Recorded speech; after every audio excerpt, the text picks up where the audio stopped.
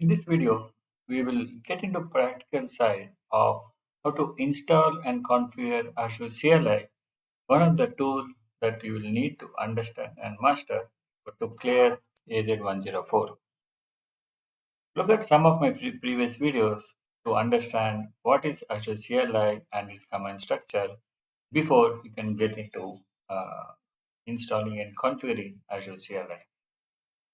So Azure CLI is something which is cross-platform, which you will be able to download from Azure site and then install it in whether it's your Windows operating system or the Linux operating. So use the link below in the video to get to the Azure CLI, or then go to any of your search engine and search for Azure CLI, and you will land into this page. So this is Azure CLI page where you can learn everything from how to install, what is Azure CLI, what are the different references to all the commands that Azure provides, Azure CLI provides, and everything around Azure CLI. So depending on your operating system, whether it's Windows, Mac OS, or Linux, you'll have to go ahead and download the particular the CLI. So I'm going to choose CLI and Windows.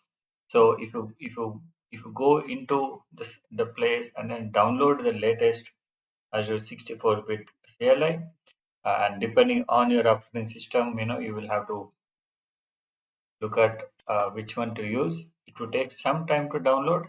We'll wait for it to uh, complete, and then we'll continue.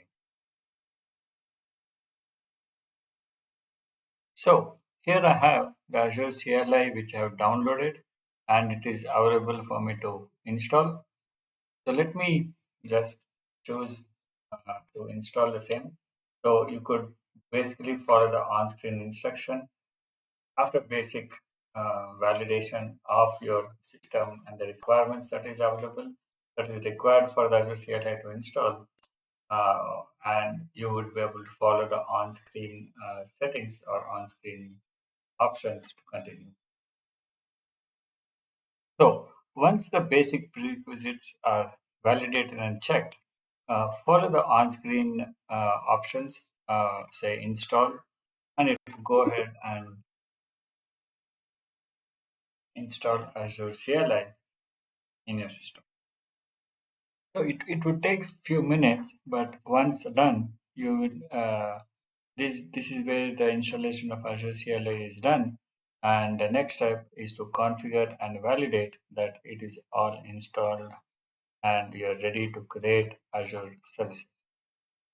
So finish and then go to command prompt, and what I will do is just first check whether the command AZ is recognized. So looks like AZ is now recognized. In some cases, you will need to restart your operating system or provide before you can access it.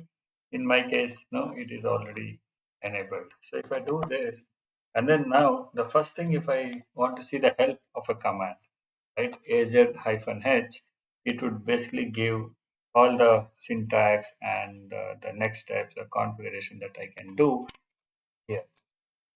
So you look at a similar structure of group, subgroup, followed by the command that you want to run and the options relevant to the command.